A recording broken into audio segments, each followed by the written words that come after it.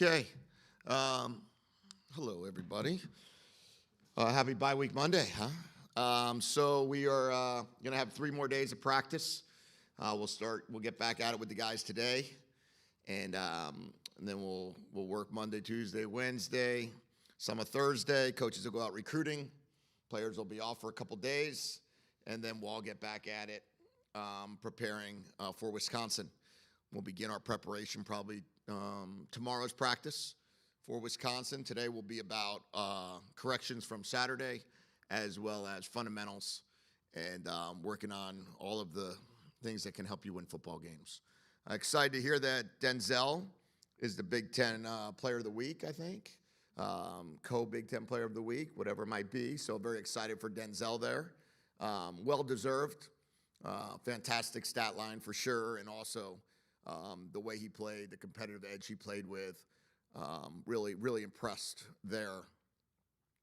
Other than that, watching the game, I thought we did some good things, certainly things we want to improve upon in terms of, technique, in terms of identification of certain coverages, identification of certain plays on offense against our defense, special teams, had a couple penalties, had a couple put the ball on the ground too many times, put the ball on the ground on a punt, put the ball on the ground on a reverse, put the ball on the ground on a snap at the end of the game.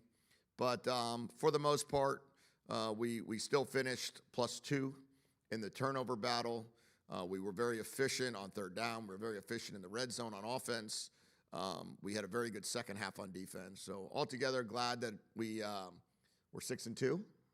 We have a bye week, and now we have an opportunity for the final 4 games to see what our postseason can look like.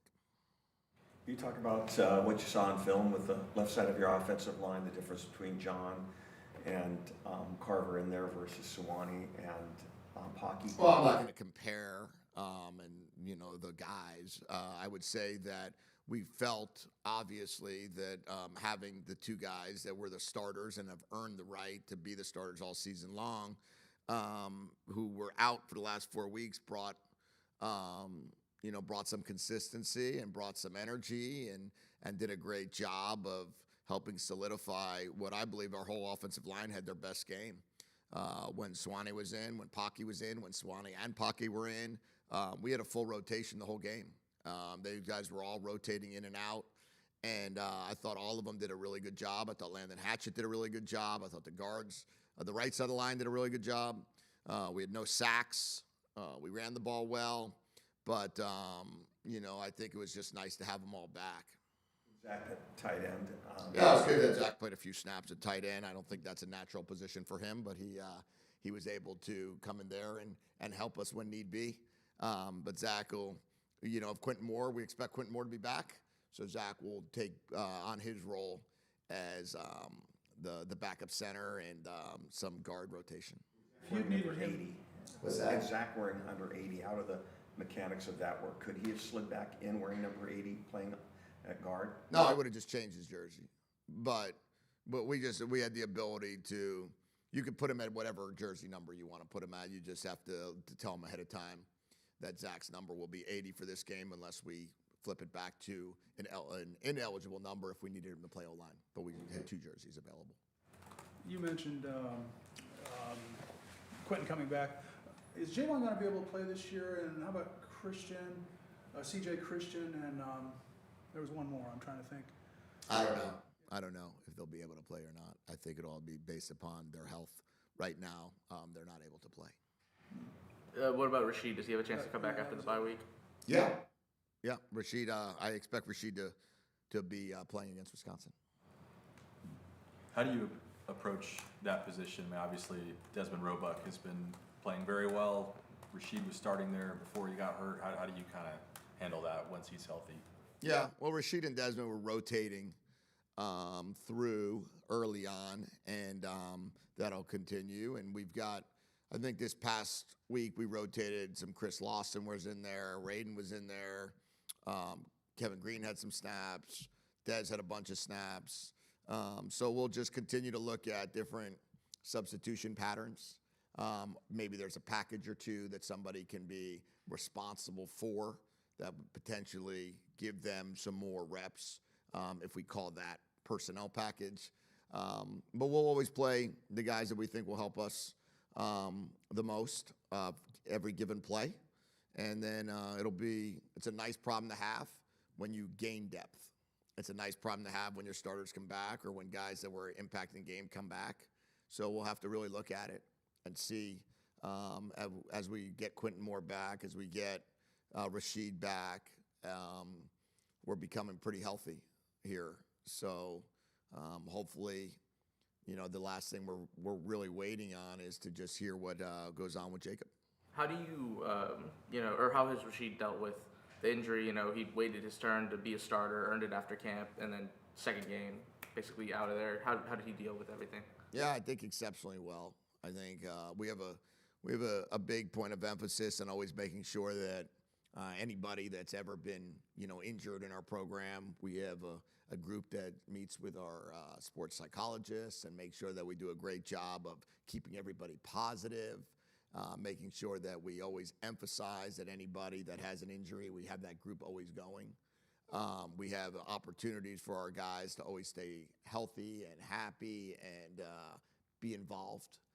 Rashid's been very involved in all of our meetings, all the practices. We've been very involved with the team, never missed anything that we did. So he's just getting ready and stronger, and I think that's a really cool opportunity for him to come back after his surgery, and I think he's ready to roll. John Mills, aside from just his size, what did you guys see from him as a prospect to let you know that he could play right away as a true freshman relative to the average freshman offensive lineman? Yeah, well, I think since I've been a head coach, I've started a freshman offensive lineman every year, other than last one, I think. So whether it be Wendell Moy, whether it be Jonas Savanea, whether it be John Mills, those guys are, you could kind of feel if they're ready ahead of time. You look at them and you look to see, are they physically grown up? Do they have the right demeanor? What does it look like in their high school film? Do they look like a guy that's been able to handle one-on-one matchups with the better players in the different games that they've had? Really evaluate their games against the top-tier talents rather than the second-level talents in their high school programs. Guys that are being recruited to the Division I programs. What does that look like? How they played in those games? And then when they get here, you probably need to come early if you're going to play as a lineman.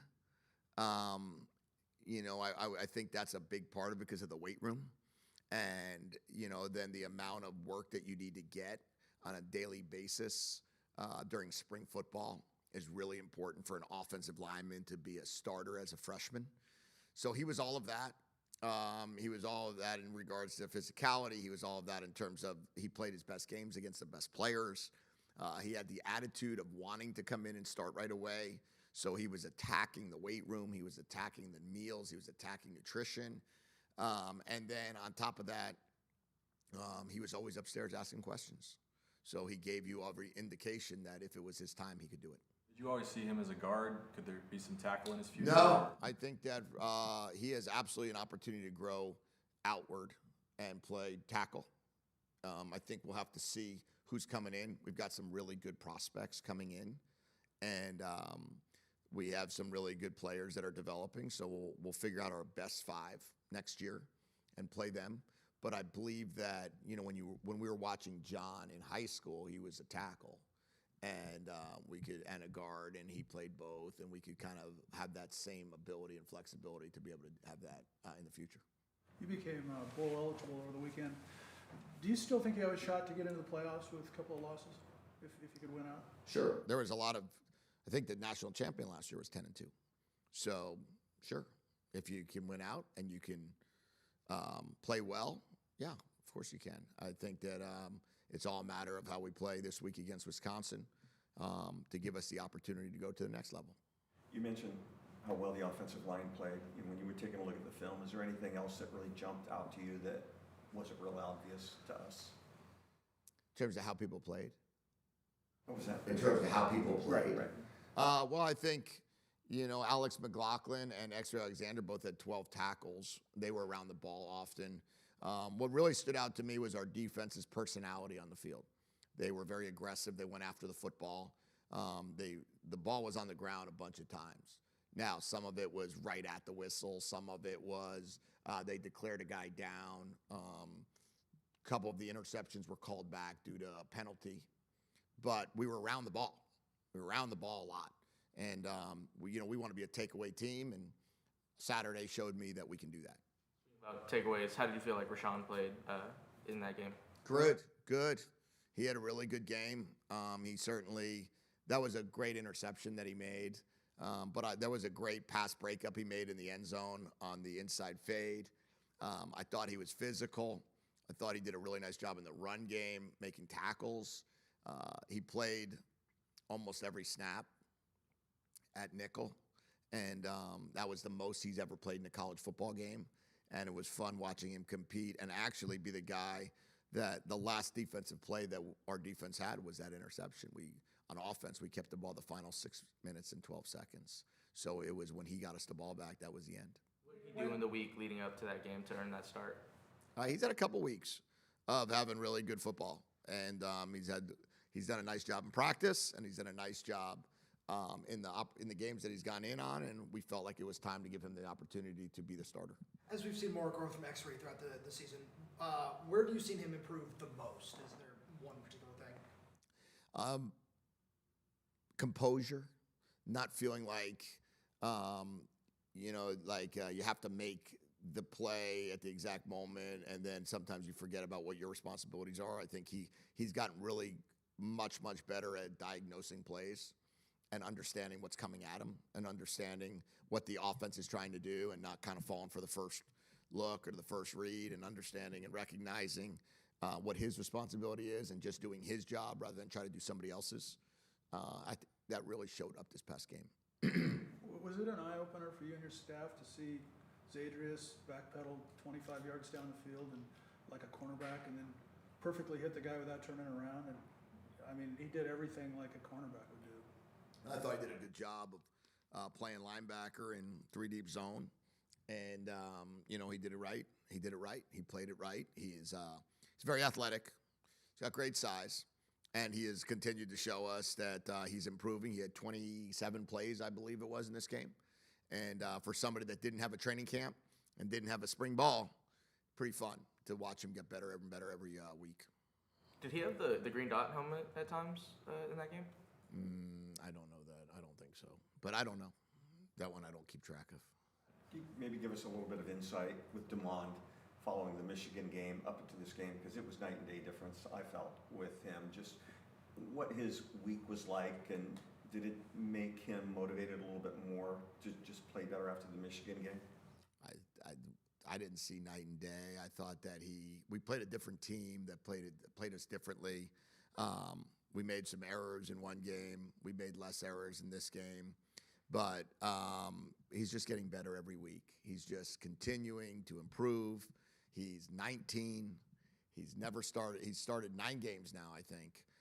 10 games. He's a 10-game starter in college football. Every week is going to be different. Every week is going to be unique in terms of the defense we're playing, in terms of the coverages we're getting, in terms of the fronts. We don't have anything to pull from. We don't have wow, the last time we played so-and-so, or wow, the last time. Everything is new. Every game is brand new for him. The only game that will be a repeat performance will be Oregon.